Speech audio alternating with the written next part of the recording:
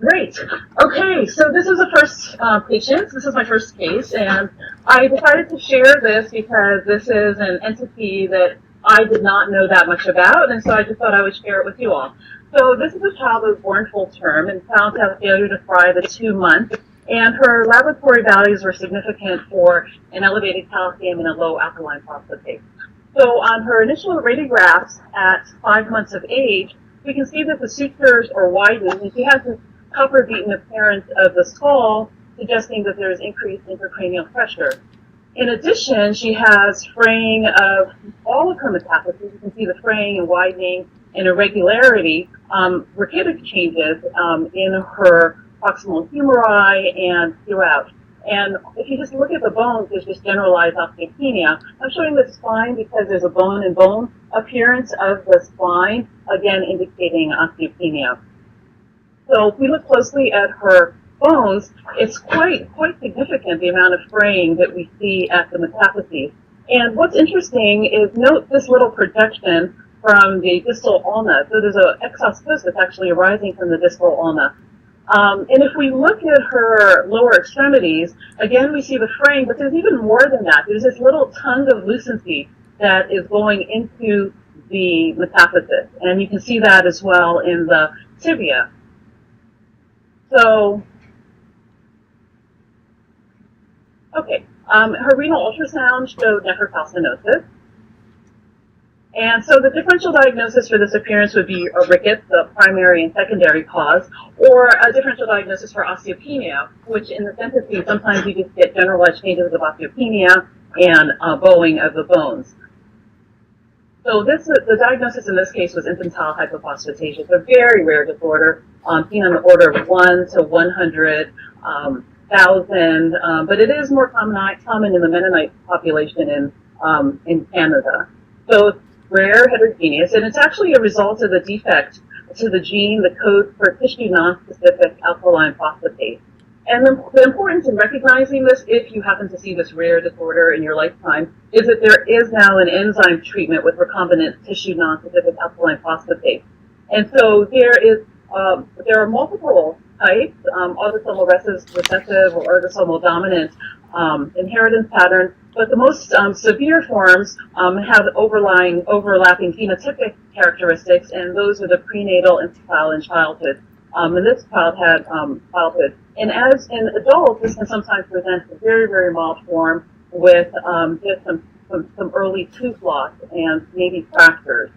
So here, just briefly showing what tissue non-specific alkaline phosphatase does, it is a phosphomonoesterase in the cell membrane of cells in chondrocytes, osteocytes, in the liver and the kidneys. And what it does is it dephosphorylates. And so here we have inorganic pyrophosphate, and it dephosphorylates it, and that's critical because that combines with calcium to go on to form hydroxyapatite crystals, and that mineralizes bone. What it also does is it dephosphorylates the active metabolite of vitamin B6, PLP, and that's needed so that it can cross the membrane to function. And then it gets rephosphorylated. And what's interesting is that B6 is critical for the synthesis of neurotransmitters. So some of these babies will present with actually normal levels of B6 because we have normal extracellular levels, but they'll present with seizures. So when this doesn't function, then you get accumulation of inorganic pyrophosphate, and you get the amorphous calcium phosphate precipitation, and maybe CPT arthropathy, or seizures, as I said, the infants can present with. So it's involved with bone mineralization, it's involved with synthesis of neurotransmitters, and it has some role in inflammation because some of these patients will present with arthritis and osteomyelitis. And so the laboratory abnormalities, if you see findings in rickets that look a little bit unusual, and you have those spurring, those are called Bodler spurs, or you have the tons of the tachyceal lucencies, it's something to think about. And the laboratory abnormalities that you'll see are low alkaline phosphatase, and normal rickets alkaline phosphatase is elevated, elevated CLP or B6, and normal to increased calcium levels. So that was that. So that was just an interesting case because that's an entity that I didn't know anything about. And now that there is a recombinant treatment for it, it's something to be aware of if you see it. But it is a very rare disorder. Oh, so I'm sorry. Did you? This is different than hypophosphatemic rickets, right? Yes, it's different than hypophosphatemic rickets. Hypophosphatemic rickets is a defect in coding for phosphate, and so the phosphates are actually going to be low. This is actually a defect coding for the tissue nonspecific alkaline phosphatase. So alkaline phosphatase is low in these patients, and they don't form the normal calcium phosphate product. And calcium can be very elevated in these patients, and that's why you see precipitation in the kidneys, and you see mineralization in the renal pyramid. And does this, can we tell by looking at these renal ultrasounds and plain radiographs one way or the other, or do these entities all look the same? They all, pretty much they all look the same. They have rachitic change. The only thing that's different, if you see severe rachitic change is not responding to treatment, and you see these Bodler spurs, that was the spur that I showed, and that can occur in the fibula and in the ulna. That's specific. That's more specific for this. And also, if you see those tons of lucency going into metastasis. Yeah, I've never seen that before. Yeah, so that was what's unusual about this case. But you're right. All the changes of rickets, they can have all the other changes of rickets that look like any other, either rickets or non-vitamin D dependent rickets. That's great. Really great case. Do you want to go ahead and show your second one too? I think the less we disrupt the flow with the changing of the computers, the smoother this is going to be. Do you want to show your second case too? Sure. Okay. This one is a case that we actually need help on, so we're hoping that we can get some input from you guys. So this is a 10-year-old previously healthy girl who was admitted with acute pancreatitis, complicated by shock, a normocytic anemia, and intermittent fevers and bilateral ankle pain. So, whoops, sorry, that went backwards. So anyway, so she had these ankle radiographs, which essentially looked normal. No, we were looking for arthritis or some other change, no periosteitis that we could see on the radiographs. And this was her MR.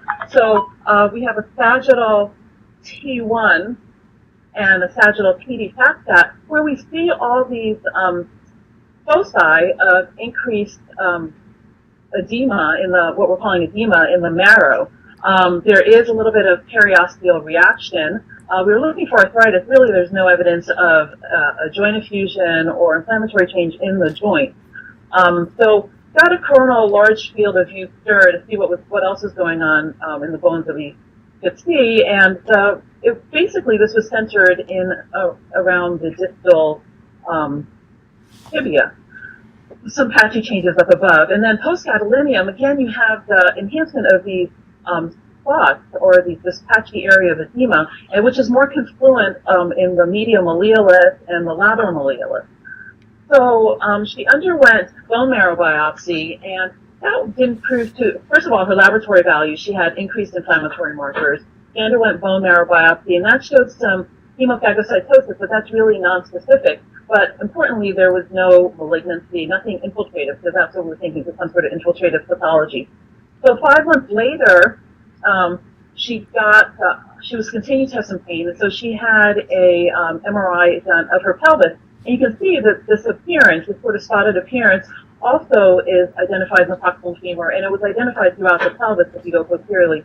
And post-gadolinium still had the same appearance of the ankle. So we were thinking, well, could this be something infiltrative? But the bone marrow biopsy was unrevealing. Then we were thinking, well, could this be some sort of weird fat emboli? But it just seemed too diffuse to be fat emboli. Or is this just a vasculitis pattern? Are these areas of edema around vessels? So we've never seen this before, and we were just wondering whether anyone else had some insight or if you've seen anything that looks like this. And the nutritional status is fine in this patient? As far as we know, yeah, except for her PS pancreatitis, the nutritional status is fine. And then after this MR, she presented with a facial droop and facial pain, which also resolved. But so she has elevated inflammatory markers, but nothing else specific. This is strange. I've never seen anything like this actually. when I first saw it and you said the history of pancreatitis, I was sort of in the background thinking fat embol, but we can see the diffuse. Yeah, it's so diffuse, exactly. It's funny. We're starting this new. We're making a forum that's sort of based on the Peds MSK Multisite conference, and something like this might be a great case to sort of post up on the forum with the idea that maybe the people who see this this video, or even the ones who don't video and log on to the forum, can give their input as far as what they think it is. When we're done with this, I'll send you a link that where we're starting the forums, and you can maybe post a little blurb and some images, and maybe. Oh, that'd be great. Yeah. Get some input. Yeah. I can't help you. I'm sorry. I don't know if anybody else has a clue who have logged on, but we can always come back, and people can always text me. I don't know if you guys know how to text me, but there's a little text icon at the bottom that if you can't for some reason use your microphone, I can pass along any text messages that you may have. Well, Ron says you make us feel better since we know since we know it's not that case. All right, so those are my 2 cases. Okay, great, and I'll share it with Carl. And Carl wasn't able to log on today, but I'll share it with Carl too. And I think if we can utilize the forum a little bit more, and plus it allows us to show cases or ask about cases that we may have right away, and when we don't have to wait a month to show at a conference. So yeah, I will send you guys a link about how to do that. Okay. Excellent. Alrighty. Okay, Pinar, do you have a couple of cases or? Yes, I do. I do have 2 cases. Okay. So I can try to show them to you. Okay. So the first case, if you guys can see, it is a 3 years old and 6 months old female with right wrist mass.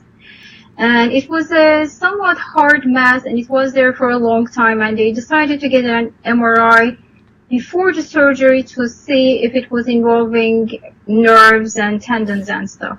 So we did the MRI, and this is a cine clip that is showing actually the mass here distally in the volar aspect of the wrist along the tendons in this PD non-fat set.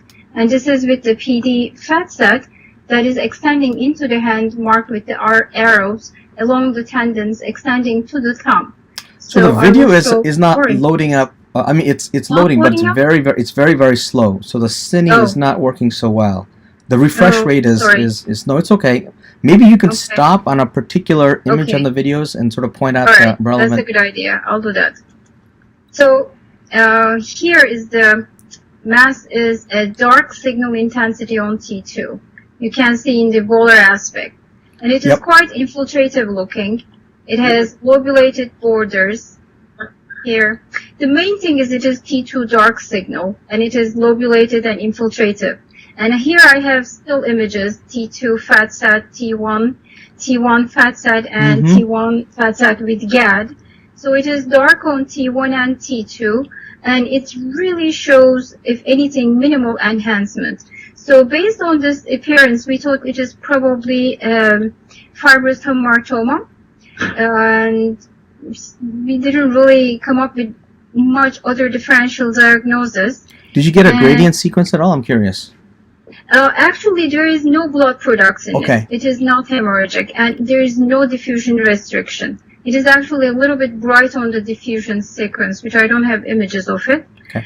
And but ADC map also bright, so no diffusion restriction.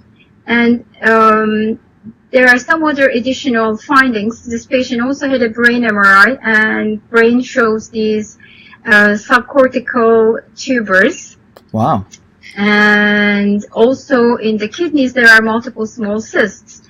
So patient has tuberous sclerosis, and with our MRI diagnosis was fibrous hamartoma, and I searched the internet at the time of the MRI, and I came up with a couple of case reports of fibrous hamartoma. Patient had surgery, and the pathologic diagnosis was collagenoma, and I never heard of that before. And this is actually the Peds report, and they found this article which describes tuberous sclerosis with collagenoma.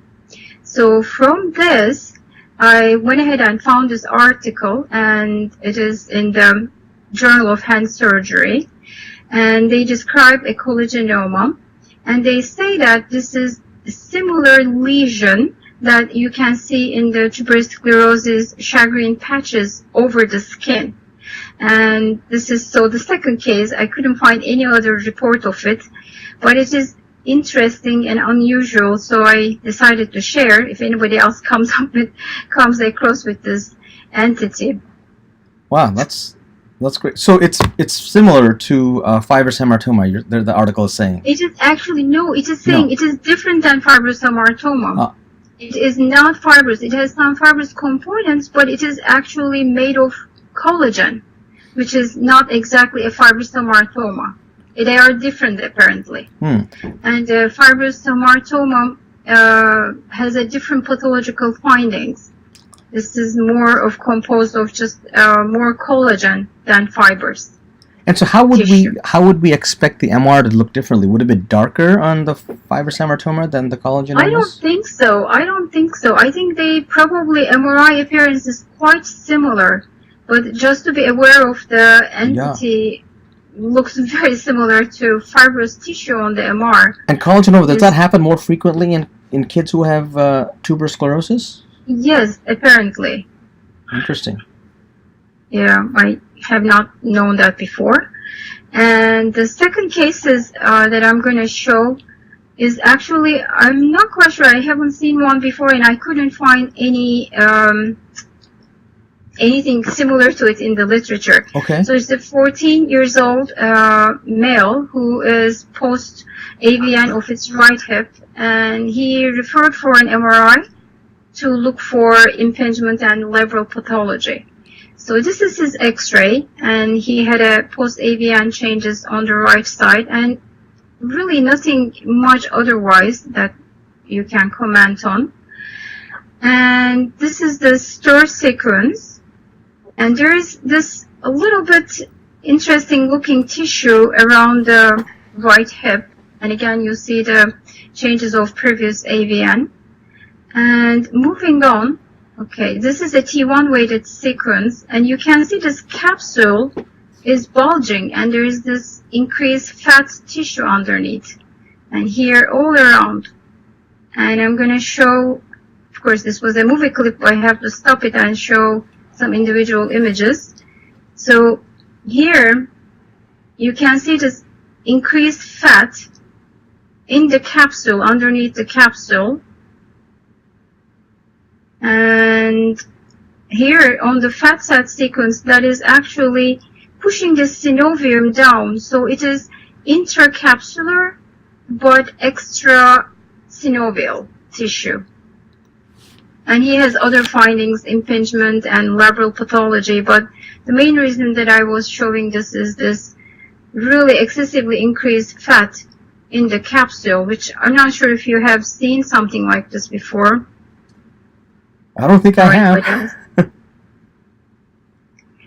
Yeah, so patient has had difficulty of his hip mobility, and so maybe the fat is also contributing to it. We are not sure, and the orthopedist hasn't seen one or heard one like this before. So I just wanted to show, these are the things that I mentioned. It is different than the, lipomatous arborescens, because that arises in the joint space from the synovium-related tissue, and it has this frond-like appearance. So the one that we have seen is outside of the synovium, between the capsule and the synovium. So that's just an interesting finding, and I'm not sure what to make out of it, or it just happened with irritation, lipomatous overgrowth, not quite sure. Wow, that's another great case. I've never seen that either. Yeah, very weird. Okay, I have two cases and I showed them both now. Okay, perfect. Oh, I sort of feel embarrassed to show some of my cases. They're a little bit more mundane. Okay. Okay, I'm gonna take over. Okay. So these are cases that sort of are fresh off the packs, if you will. Just came in the last few days. Here's case number 1. So this is an 18-year-old male, I think, but it doesn't really matter. This was the original radiograph, which was, and we called a fracture here. You see the fracture here at the 5th metacarpal.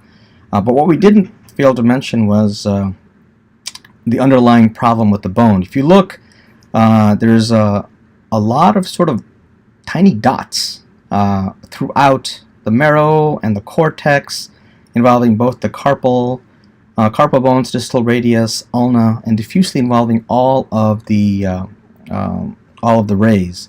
And so they followed up the fracture about a month later, and we can see that the changes in the bones are even more extensive. A lot more osteopenia, a lot more of this tiny cortical lucencies that we have over here. So any idea what this is?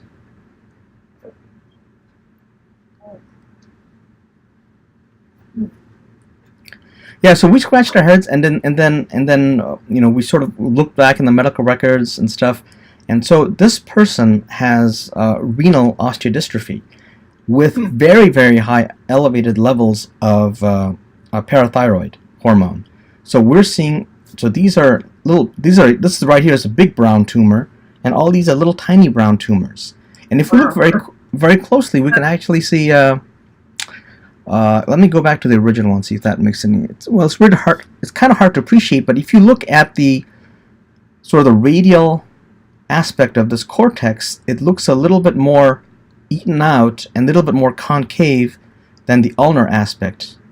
Similarly, on this side, let me go back to here.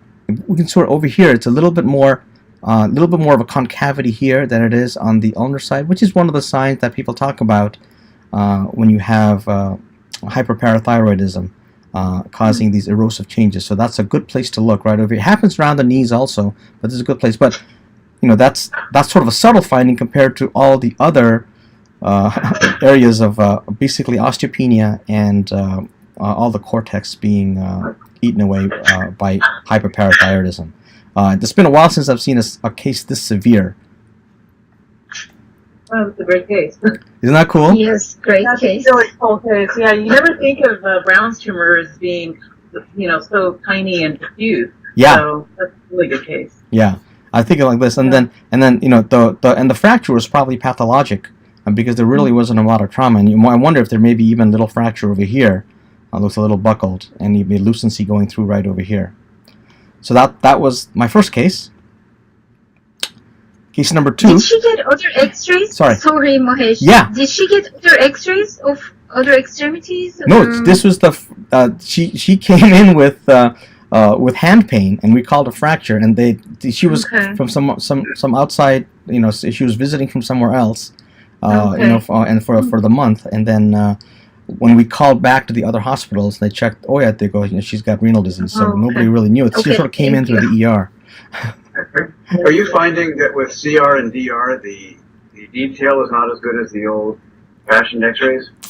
It's funny. I think you're right. I am finding that. But what I do like is that I feel like it has a lot more dynamic range. I can window and level a lot more than I used to be able to before the bright just becomes all white or the shades of gray get lost. So it's a little bit, and I like the ability to add a little bit of a customized sharpening algorithm, because our PAC system is such that we can add a little bit of sharpening or take it away depending on what radiograph we're looking at. I do like that aspect of it. But for metabolic disease like this, I think, especially if it's the earlier stage, I do prefer the old film days, to tell the truth. And what's your preference? Well, we don't have the option anymore. But no, before, yeah. Film screen was better when we use high resolution. But this is what we have, and I agree that the adaptive histogram can help, but in general, the fine detail is lost. Yeah, and who's speaking? I'm sorry, I can't see. This is Ron from Oakland. Oh, hi, Ron. Oh, good. Okay, good. So I thought this was an unbelievable case. I've never seen one like this rampant. Case number 2. This is also very, very cool. It's all radiographs, pretty much. So this kid came in with an ankle injury, and obviously there's a fracture through the body of the talus. You can see right over here and right over here. So what's the dreaded complication of this fracture? Osteonecrosis. Yeah, osteonecrosis. I always hear about it, read about it. I've seen it in adults when I was doing when I did my adult MSK fellowship, but I've never actually seen the sequela of AVN until this case.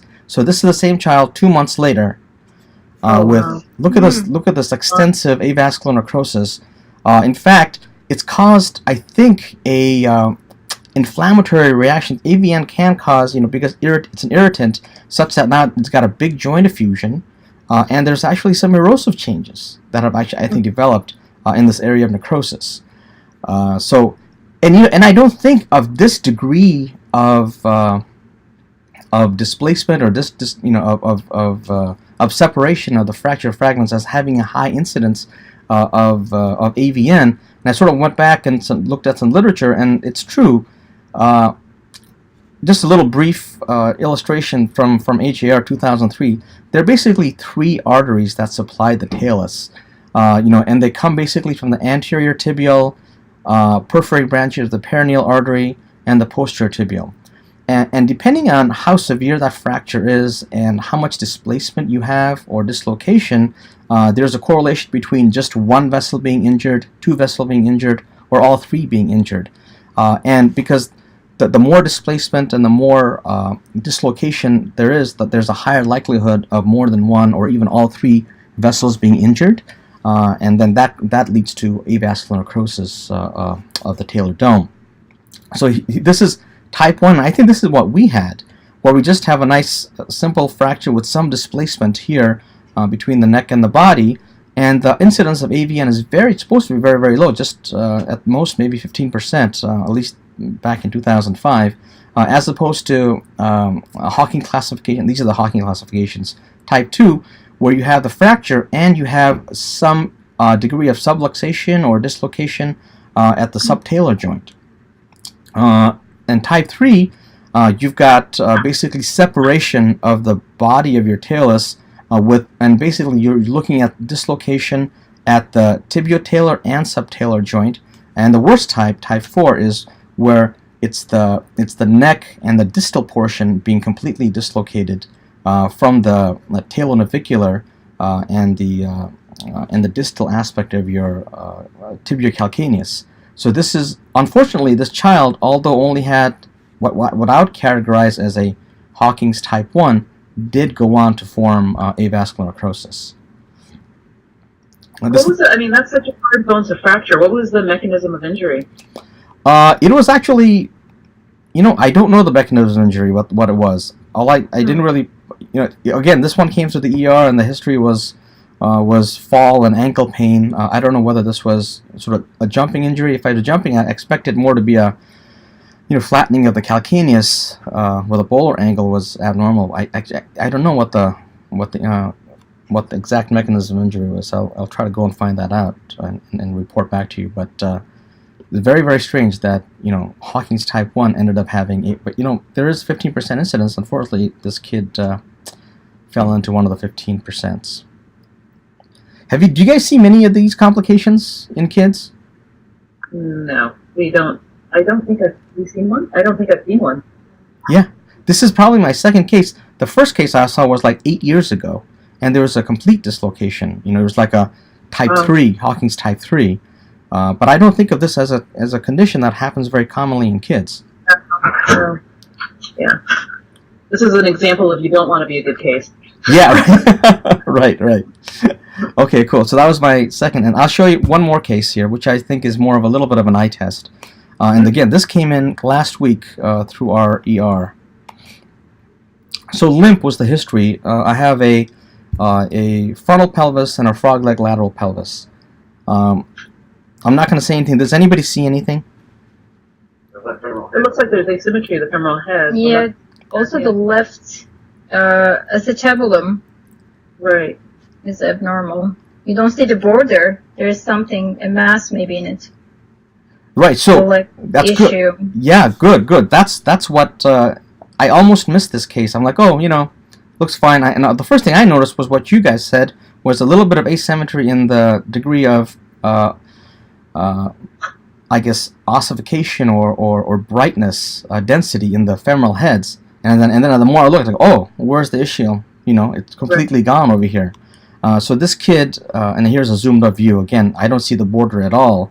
And this is a pretty cool case of osteomyelitis and septic arthritis. that I almost walked over, and good thing I looked. But here it is. Here's the stir sequence, and here's the T1 fat sat with a abscess and both intramuscular abscess and basically osteomyelitis. So thought that was kind of cool, and a little bit of a reminder that cool. not to be too cavalier about these the hip radiographs. Okay, cool. Let me see. Those are the 3 cases I have. The big announcement was basically we're going to have a forum, and I'm going to try to put maybe a case a week that's interesting, or at least difficulty that we're having. Maybe and you know, if people have examples of cases that we've shown in conference, that could be a good way of showing other examples. So maybe somebody out there listening to this has a great case, several cases of Hawkings fractures, and maybe it's a way we can even collaborate on stuff. Maybe a series of cases or so on and so forth. So I will send you guys the link. It's all set up. I just want to make sure we go through the fine points. And we're actually setting up a blog on the SPR website too, and that's already set up. And if anybody wants to contribute to the blog, please let me know. It could be about anything. It could be MSK related, it could be non-MSK, it could be education, policies, whatever you think the SPR readership would like to read on the website.